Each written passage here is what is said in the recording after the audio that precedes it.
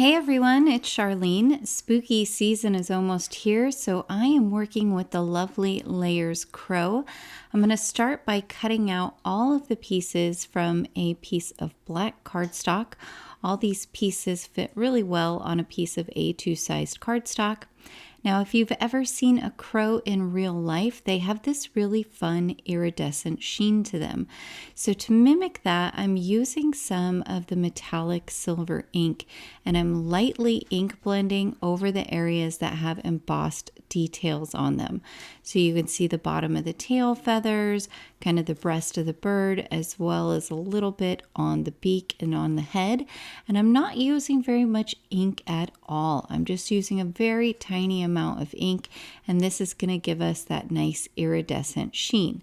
If you want to keep ink off of areas that you accidentally got some on, if you do it quickly, you can bring in a microfiber cloth or a paper towel and you can rub away some of that ink. So I decided I wanted to take a little bit of the ink off. I didn't want that beak to be quite so shiny or the main body part.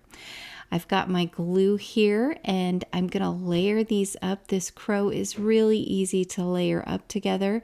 You've got the 4 pieces. First, you start by layering the second largest body piece on top of the main body piece, and you'll see that lines up using the head perfectly. So you can just start by lining the head up and then you will get it right on there. Now the next from largest body piece, and this lines up along the back and the shoulder perfectly. And then the wing. So this is going to have nice texture and detail as well as that lovely shine, and the wing lines right up with that shoulder detail that's on there. I decided to bring in one of these fun pearl stickers from the Sweet and Spooky Pearl Stickers to use as my crow's eye. There is a little die cut that you could use instead if you wanted to, but I thought that added a nice little touch to my crow. For my background, I'm going to use the Lovely Layers bird cage. This came out, I believe, during the last release. It's a really beautiful ornate bird cage, and I've cut some of the pieces out in black and then some of them out in some silver foil cardstock. This large die is very intricate. That creates the main base of the bird cage. So I'm coming in here with a glass nail file that I have that has a pointed tip. I like to use this if I get any kind of little paper fuzzies on the edges of my die cuts. Because of the particular paper I'm working with, this one tends to have a little bit more.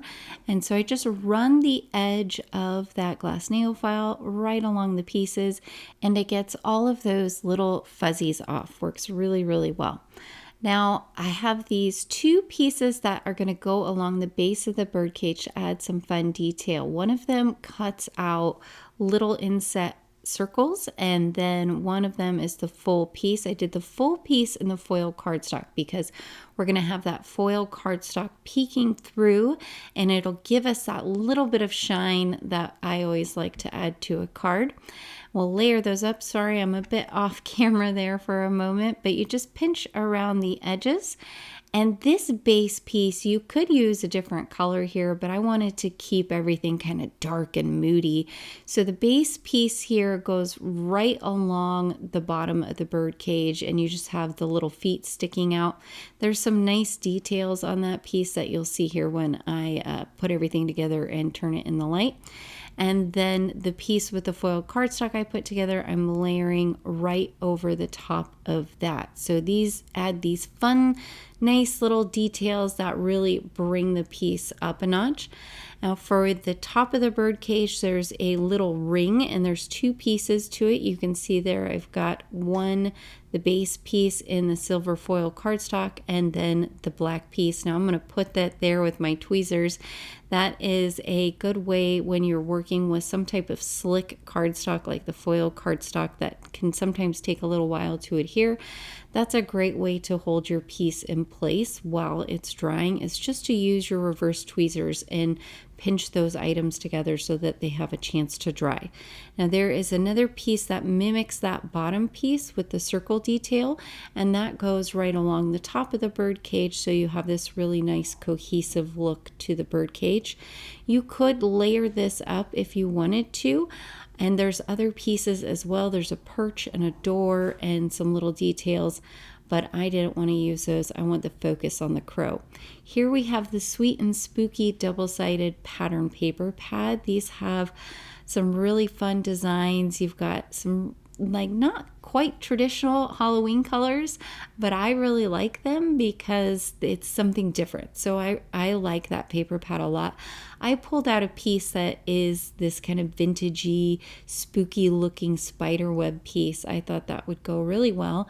And I'm going to glue it here to an A2 sized piece of cardstock. So my pattern paper piece is cut down to 4 inches by 5¼ inches, and that's going to give me an 1/8 of an inch black border going all the way around. Once I've added my glue, I can just add it to the center here, making sure I get a nice even border. And now I'm going to come along and glue my entire bird cage to my card panel. I'm just going to dot here and there along the die because it is very delicate. You could use a double-sided adhesive sheet before you die cut this out if you wanted to, but really you don't have to have glue all over the entire thing. If you just dot here and there, as long as there's enough adhesive on there to generally hold the piece down, and you don't have to cover the entire thing. I added some foam tape to the back of my crow to give it a little bit of dimension, help it to pop off the card there. And now I'm going to come in and use the Something to Crow About stamps and dies.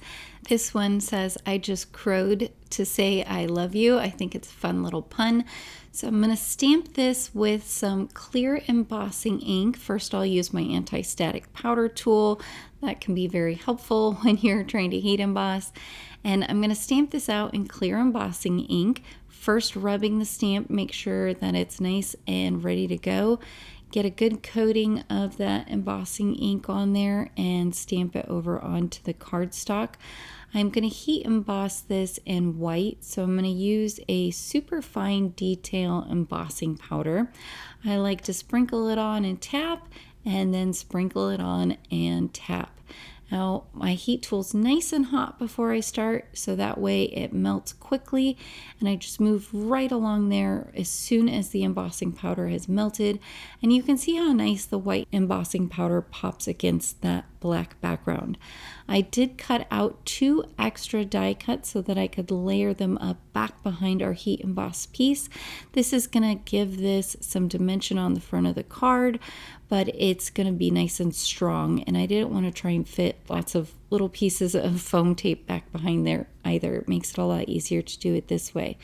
So adding some glue now to the stacked up piece, and I'm going to put this down towards the bottom right hand third of the card. I use this spot a lot, but it works really, really well for sentiments. I just find it flows well with cards. Next, we can glue the whole thing to an A2 sized card base, adding some glue to the back of my panel there, and then I'll just bring my card base corner to corner here and make sure it's nice and tight.